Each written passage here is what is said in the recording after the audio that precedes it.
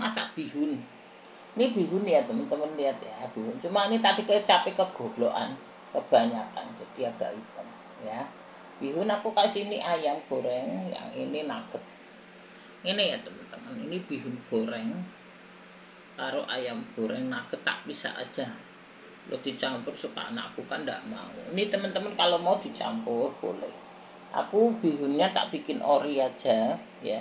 Ini cabenya pakai cabai hijau gendut biar nggak pedes ya teman-teman. Tak kasih wortel, kasih daun bawang sedikit. Tuh, jadi aku bikin bihunnya ori. Terus teman-teman ini ayamnya tak pisah ya. Lihat kan ayamnya tuh. Ayamnya aku pisah, nuggetnya aku pisah. Kalau teman-teman mau dicampur silahkan ya. Aku tak pisah-pisah supaya kalau anakku makan mau ayamnya diambil ayam sama nuggetnya gitu ya teman-teman, sehingga bihunku dipisah. Bihunnya ori ya, ini nggak pakai apa-apa, nggak pakai telur, nggak pakai apa-apa, cuma pakai daun bawang sama wortel sama cabai hijau gendut ya, 2 biji doang. Aku nggak mau pedes sehingga teman-teman aku hanya pakai 2 ya gitu. Kalau teman-teman memang mau dicampur ayamnya silahkan, campur nuggetnya juga boleh ya. Nuggetnya aku goreng 4 aja, aku punya 8, aku goreng 4 buat anakku doang. Sama ayam karena udah banyak ya teman-teman, udah cukup. Aku kan bertiga doang, neneknya sudah nggak ada, jadi aku cuma bertiga. Ini aja sudah cukup, 1 piring bihun goreng ya teman-teman. Ini ada nugget, ada ayam potong sedikit gini. Ini tak campur. Kalau teman-teman mau dicampur silahkan dicampur, lebih enak ya. Jadi ayamnya teman-teman suwir-suwir masukin, nuggetnya potong-potong masukin kayak gitu. Sama aku kan enggak ya, menurut seleraku. Karena nanti kalau anakku mau ayam diambil ayamnya, kalau mau nugget diambil nuggetnya, kalau mau bihun diambil bihunnya kayak gitu. Ya untuk yang vegetarian bihun doang ori nggak apa-apa. Ya ini yang vegetarian aku contohin ya, nggak usah pakai ayam, nggak usah pakai nugget untuk yang vegetarian ya teman-teman. Yang satu sop ya, ini sop kasih sendok ya, ini sopnya teman-teman. Ini ada ayamnya sedikit ya teman-teman. Terus namanya, tak kasih daun daun ini selada sama sosis sedikit. Ini tak kasih ini timun ya teman-teman, gini ya tuh ya teman-teman, sedikit doang. Jadi daripada ini dah campurin aja di sini gini ya teman-teman, seger lah wis. Oke teman-teman, gitu kasih sayur-sayuran, cemplung sayuran, ada timun, ada daun selada, ada tomat ya. Ini lihat kan tomatnya, tak liatin ya teman-teman tuh ya, ada tomatnya ya, ada tomat, ada ayam, ada daun selada ya kayak gini. Ini sop ala-ala Batam, tapi aku pakainya ayam. Kalau Batam kan biasanya pakai ikan ya, pakai udang kayak gitu, seafood ya teman-teman. Aku pakai ayam kayak gini ya. Jadi ini sendoknya tak ambil ya, ini sendoknya coba sini, ada tomatnya ya, untuk nunjukin ke teman-teman aja kayak gitu ya, supaya teman-teman tahu isi ininya ya. Kasih sendok, ini sendoknya jadi penghalang. Jadi penghalang, tak taruh dulu sendoknya ya teman-teman. Nah gini aja, jadi masakanku hari ini bihun goreng ya, taruh sop ayam ini ya teman-teman, udah mantep ya. 2 ini sudah mantep. Kalau teman-teman ini sop ini gampang untuk anak-anak kecil teman-teman, dipotong-potong ayamnya yang kecil-kecil. Gak ada anak kecil jadi ayamnya tak ini doang sama sosis sedikit, tak lebar-lebarin aja lah wis gitu ya. Ini kalau teman-teman mau kasih wortel, kasih kopi silahkan ya, karena aku wortel kan sudah aku taruh sini, nanti kebanyakan sayuran ya teman-teman. Ini sudah 4 sehat 5 sempurna, tinggal susu. Ini sayurannya tuh banyak, ada ini daun selada, ada timun ya, ada tomat, ini juga ada wortel kayak gitu ya teman-teman. 2 ini sudah mantap gini ya. Aduh teman-teman, saya sebentar panas, tadi panas banget. apa jenenge itunya sampai aku bikin semangkok aja lah, nggak usah banyak-banyak ya teman-teman. Tuh kayak gini, yang penting teman-teman ngerti lah wis. Kan untuk contoh-contoh, kalau mau dicampur ayamnya dibihun silakan, nuggetnya kalau ada bakso ya tambahin bakso apakah ya teman-teman semuanya ya. Itu ya teman-teman. Sekarang yang lagi viral itu ada seorang anak kemarin ya teman-teman. Anak itu menangis, dia mau ke ayahnya, mungkin ayahnya sudah menikah lagi, mau ke ibunya, ibunya sudah menikah lagi. Jadi kayak gitu, akhirnya ditemukan tukang ojek itu loh diantar pulang. Dia nggak mau pulang, tapi kan namanya anak gadis kecil ya, kasihan tukang ojek itu ngantar pulang ke rumah apa neneknya atau familinya, keluarganya ya teman-teman. Kasihan banget. Itulah teman-teman, anak itu selalu jadi korban konflik ayah ibunya ya teman-teman ya. Apalagi mereka kan sudah menikah sendiri-sendiri ya, ke sana ibu tiri, ke sini ayah tiri. Jadi anak itu bingung sendiri ya teman-teman. Ya anak broken itu selalu sakit mental ya, karena nasibnya nggak ngerti ya. Ke sebelah sono ibu tiri, ibunya kan sudah menikah. Nah, ke sono ayahnya juga sudah menikah. Jadi dia bingung sendiri. Itu akhirnya paling ke rumah nenek, ke rumah pamannya, ke rumah saudaranya kayak gitu ya teman-teman. Itulah anak itu selalu jadi korban konflik ayah ibunya ya teman-teman. Disitulah teman-teman, apalagi kalau mereka sudah menikah sama-sama, ibunya sudah menikah sama ayah tirinya ya toh, ke sono ayah tiri, bapak sudah menikah. Nah, sono ibu tiri ya jarang yang mau terima ya teman-teman, satu dua yang mau terima kayak gitu. Bagaimanapun ya dia memang tetap cinta ibu kandungnya ya tah teman-teman kayak gitu. Jadi seorang anak ya begitu nasibnya, takdirnya ya gitu tuh.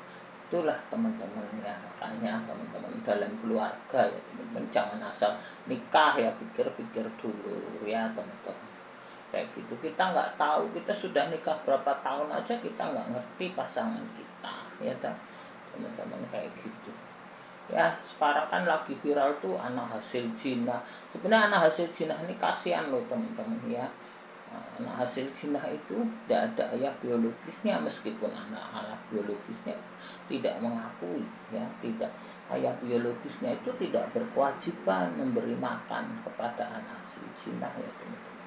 Karena anak hasil zina ini biasanya kan ditulis anak seorang perempuan yang namanya ini kayak gitu. Jadi nisbatnya itu pada ibunya ya teman-teman, bukan pada ayah biologisnya. Ayah biologisnya tidak ya teman-teman, dia tidak berkewajiban memberi kepada anak itu.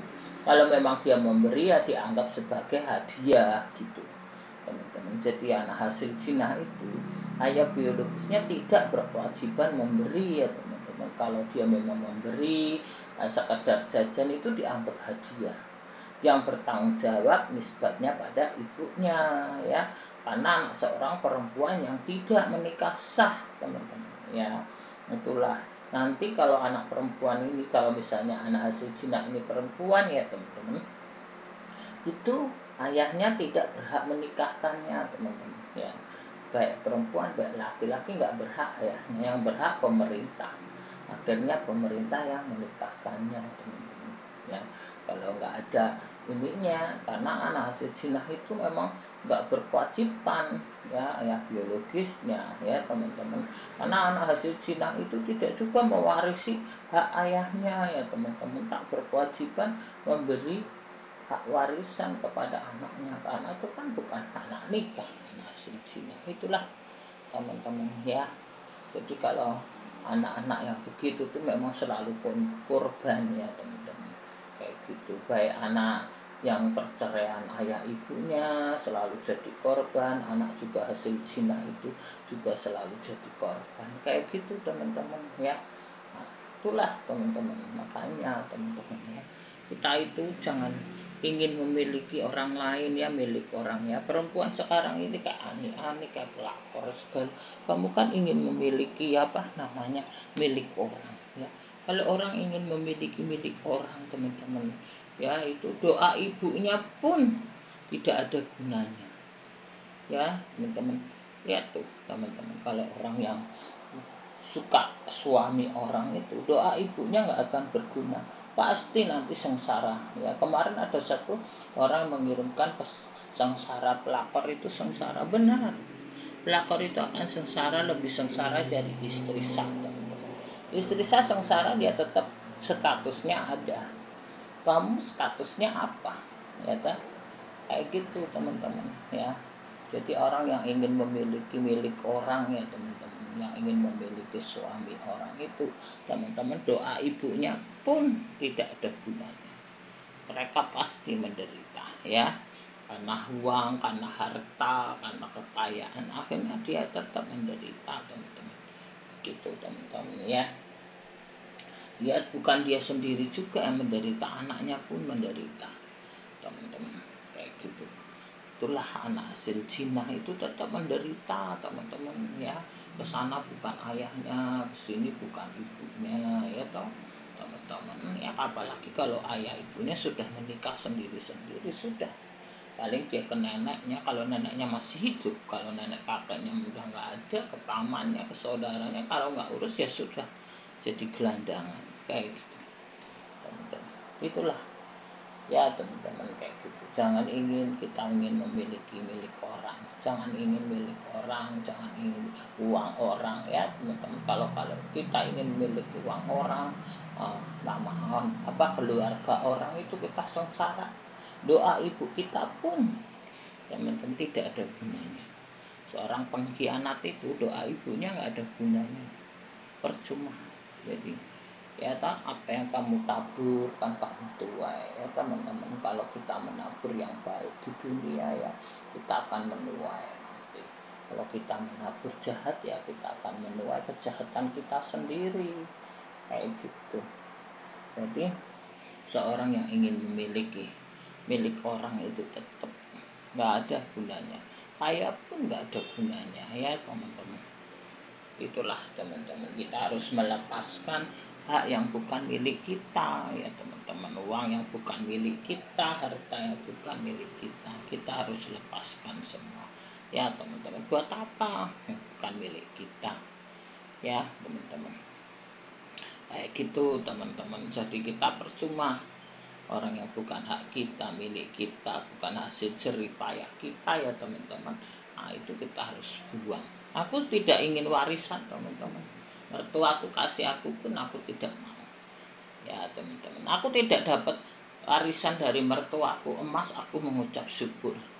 Aku tidak berhutang budi dan aku nggak mau teman-teman. Aku tidak mau warisan orang mati ya teman-teman, sehingga aku tidak mau ya. Nah itulah teman-teman, aku beda ya teman-teman. Mungkin teman-teman nggak seperti aku ya. Aku tidak pernah menginginkan apapun teman-teman ya, warisan orang, dan aku tidak pernah berebut warisan ya teman-teman. Itu apa semuanya ya teman-teman. Nah yang bukan milik kita, kita nggak perlu ambil. Kalau bukan milik kita ya sudah, kita cari sendiri, kerja sendiri, halal, makan duit sendiri ya teman-teman. Sekarang tuh banyak orang yang nipu, banyak yang nakal, itu kan bukan milik kita, bukan hak kita ya. Kalau kita bukan milik kita, bukan hak kita, kita ambil ya, doa ibu kita pun nggak ada gunanya. Buat apa? Aku perlu doa ibu ya teman-teman, perlu restu ibu ya. Kita itu perlu restu ibu, lebih berguna kalau ibu kita memberkati kita ya, merestui kita. Nah kita akan bahagia di bumi dan di akhirat ya teman, dan surga ya. Karena doa ibu kita ini teman-teman lebih penting, dan harta kita bisa cari ya teman-teman, kayak gitu. Doa ibu itu lebih penting teman-teman, karena doa ibu itu kan sampai di atas ya kan, dia kan yang melahirkan kita. Makanya kalau anak-anak yang kurang ajar sama ibunya itu kualat. Kan ada cerita yang dulu, cerita lama tuh ya, maling kondang tuh ya teman-teman. Nah itu karena kualat, karena ibunya. Betul teman-teman, karena surga itu kan di telapak kaki ibu ya teman-teman. Itu kan ada istilah peribahasa ya, surga ada di telapak kaki ibu. Jadi kalau kita ingin memiliki milik orang, doa ibu kita pun nggak ada gunanya gitu weh Udah ya teman-teman, gitu dulu.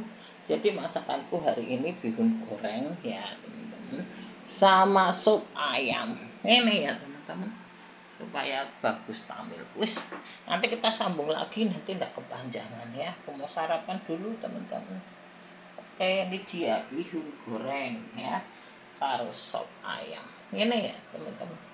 Makasih ya teman-teman semuanya yang sudah lihat channelku, yang suka. Terima kasih yang sudah nge-like, yang subscribe ya.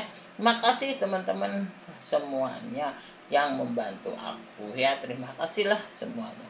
Sehat selalu teman-teman. Nanti kita sambung lagi cerita. Nanti tidak kepanjangan. Terima kasih.